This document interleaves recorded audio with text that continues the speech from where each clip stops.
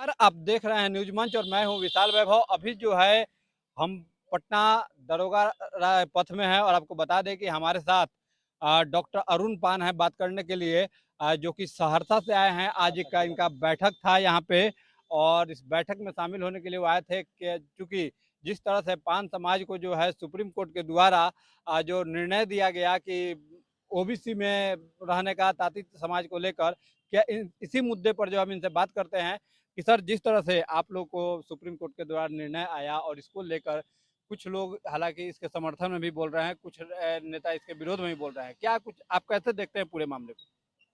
मैं आपको बताना चाहता हूं, जो सुप्रीम कोर्ट का जो निर्णय है, वो निर्णय ये है कि तांती ततमा जो यदि जात है तो उसको किसी भी अनुसूचित जाति में नहीं जोड़ा जाएगा।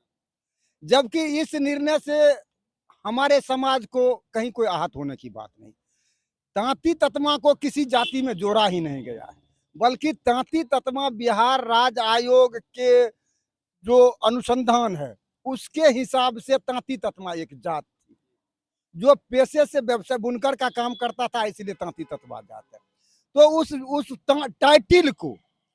टाइटिल को जात नहीं माना जाना चाहिए और टाइटिल को सरकार ने विलोपित कर दिया है।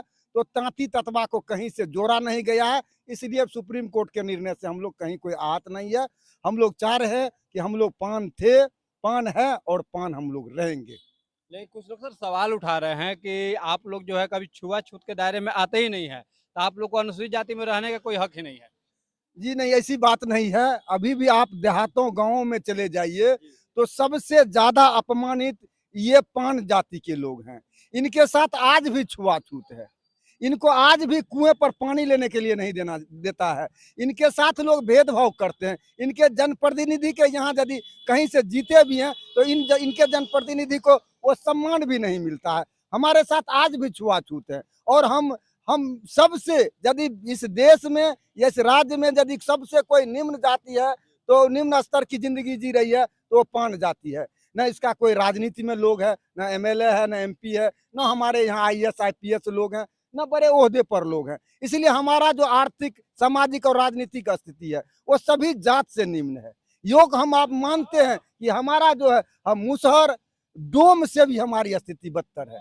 इसीलिए सुप्रीम कोर्ट में हमारे तरफ से जो वकील थे उनको ये आग्रह करना चाहिए था कि 63 साल से सर हम लोग अति अनुसूचित जाति रहते हुए भी हम लोगों को लाभ नहीं मिला है। तो हमारा लाभ छीनने का प्रश्न कहाँ उठता है?